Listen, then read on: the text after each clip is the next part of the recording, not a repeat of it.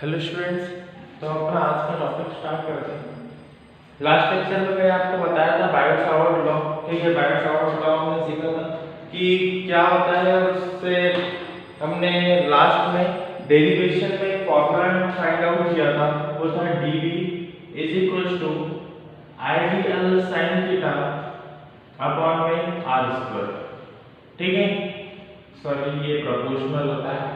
और इसके बाद हमें इसी से मिला था dv is equal to mu not upon में 4 pi multiply ideal sine theta upon में आर स्क्वायर। ये हमें नॉर्मली फॉर्मूला मिला था। ठीक है, इसी फॉर्मूले के बेस पे हम एक एप्लीकेशन आज प्रूव करने वाले हैं बायो सावर्ट की। ठीक है, बायो सावर्ट की ये जो एप्लीकेशन हम प्रूव करने वाले हैं, इसमें हम इंटेंसिटी ऑफ मैग्नेटिक फील्ड निकालेंगे सेंटर पर। ठीक है, मतलब अभी हमने कहा किया था, एक सिंपल से मैंने एक वायर लिया था, उसके छोटे एलिमेंट में मैंने बायो सावर्ट लॉ अप्लाई किया था। लेकिन अब हम इसी को क्या करने वाले हैं, एक वायर में तो हम अप्लाई करेंगे, लेकिन वो वायर कैसा होगा, सर्कुलर होगा। मैं आपको बताता हूँ।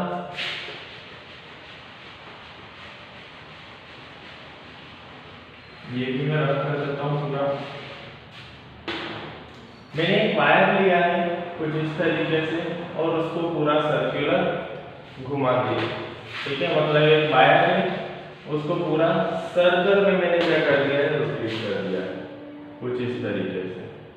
ठीक है, कुछ इस तरीके से मैंने क्या किया, वायर को सर्कुलर ऑर्बिट में रोटेट कर दिया। मैं यहाँ से करंट को फ्लो करता हूँ आई को।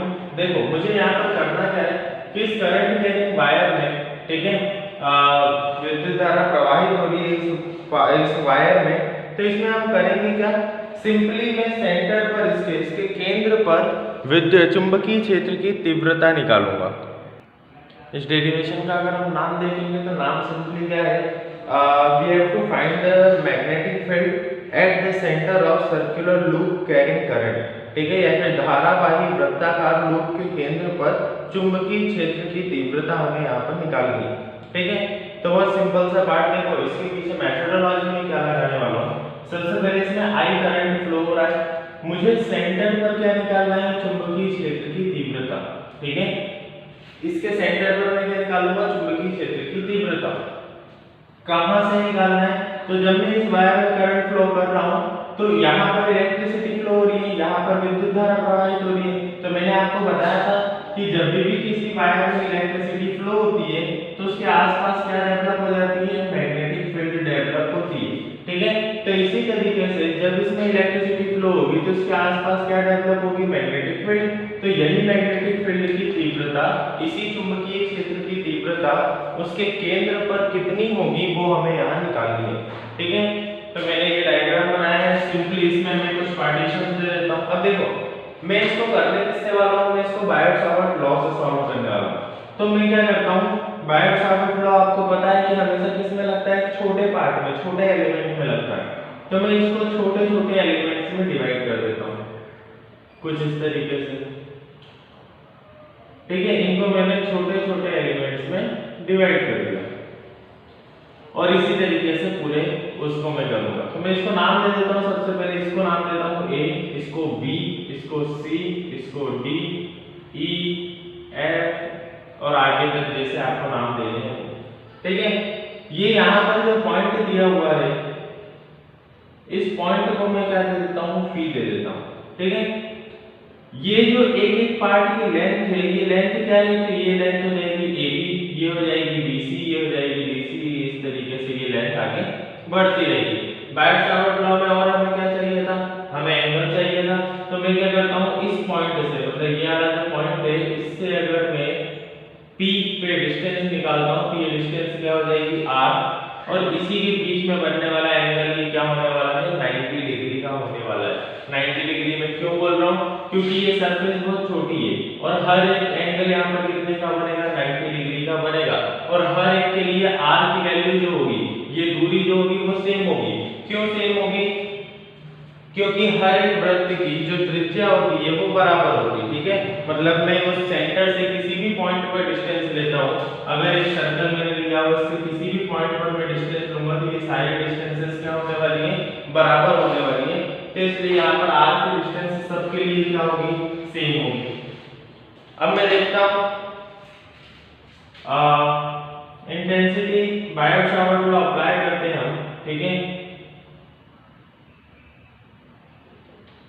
Biot-Savart law for element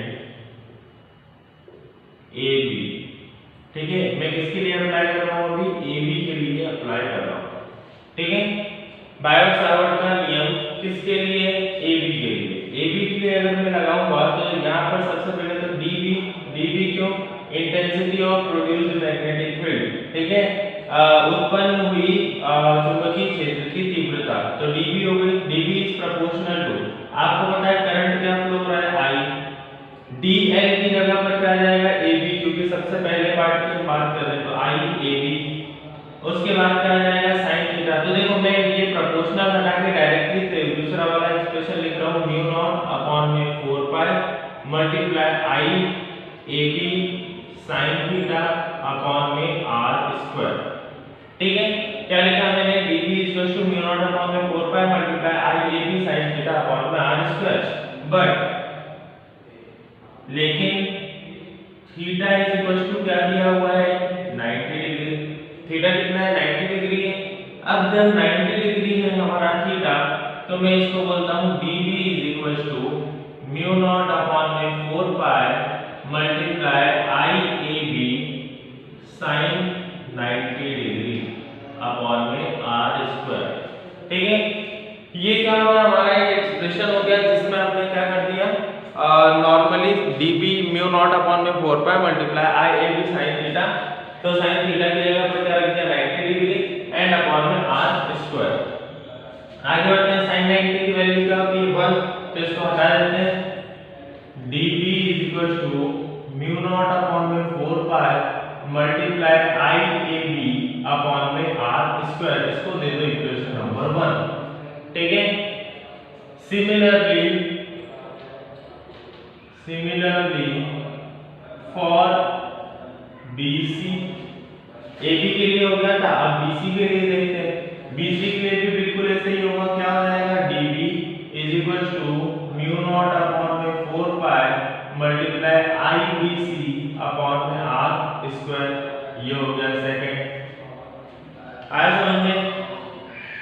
similarly for CD,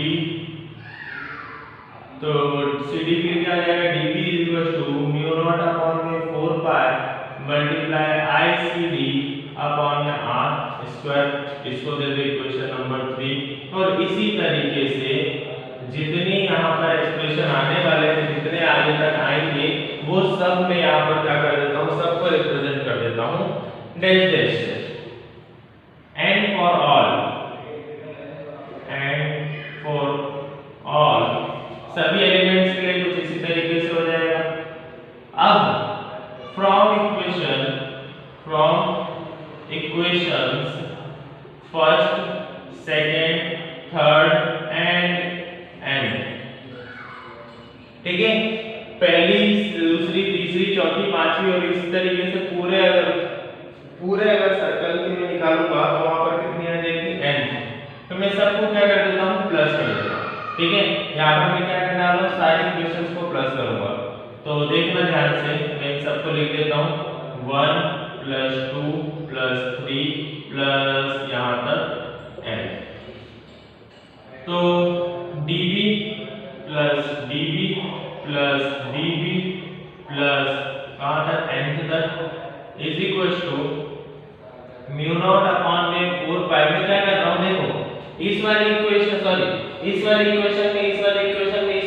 में आगे सब जितनी भी इक्वेशंस आने वाली सब में क्या होगा, केवल यही चेंज होगा, AB BC CD। तो बाकी सब में कॉमन ले लेता हूँ, म्यू नॉट अपॉन में 4 पाई मल्टीप्लाई I अपॉन में r square AB plus BC plus CD plus कहाँ तक, nth तक। आया समझ में।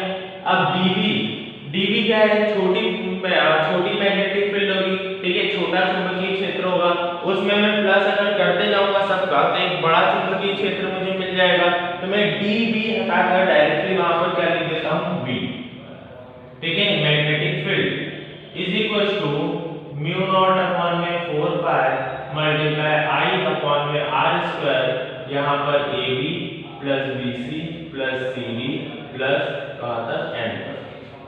इतना आया समझ में। अब मैं क्या करता हूं, ये वाला पार्ट, डायग्राम वाला पार्ट ऊपर का रफ कर देता हूं, इसको आप नोट कर लेना।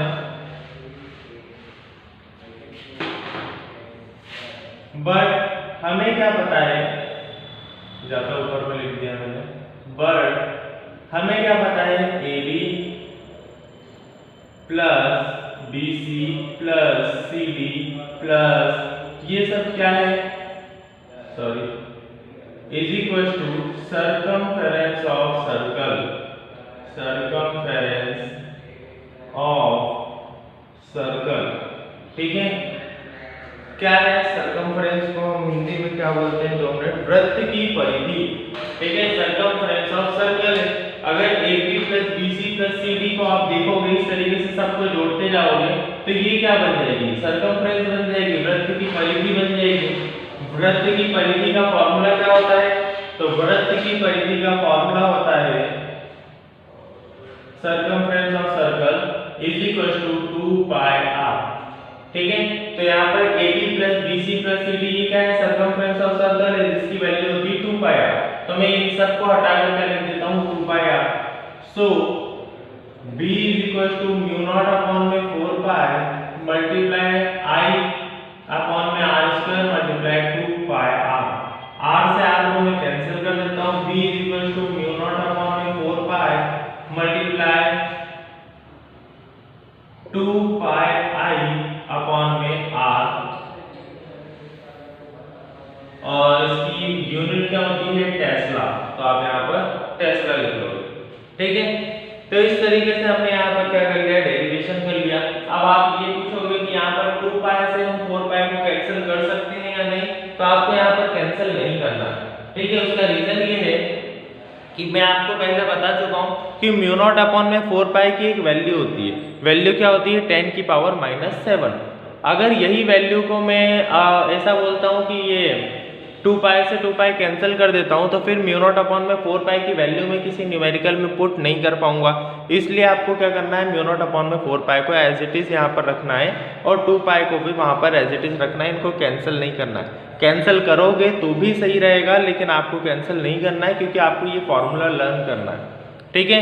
एक बार मैं रिवाइज कर देता हूँ। सबसे पहले हमने बायट सावर्ट लॉ लगाया एक छोटे एलिमेंट के लिए, AB के लिए, ठीक है।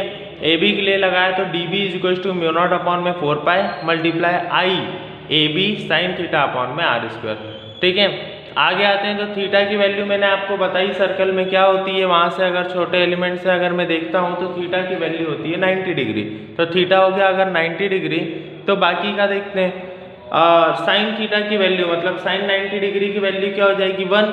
तो ये इक्वेशन हमारी क्या बन गई, dB is equal to mu not upon में 4 पाई मल्टीप्लाई IAB इंटू 1, ठीक है। तो IAB इंटू 1 क्या होगा, IAB, तो IAB अपॉन में r स्क्वायर। इसी तरीके से अगर BC के लिए निकालेंगे तो हमारी इक्वेशन क्या बन जाएगी, IBC अपॉन में r स्क्वायर, क्योंकि थीटा तो यहाँ पर भी 90 डिग्री होगा और हर एक एलिमेंट के लिए थीटा क्या होने वाला है, 90 डिग्री होने वाला है।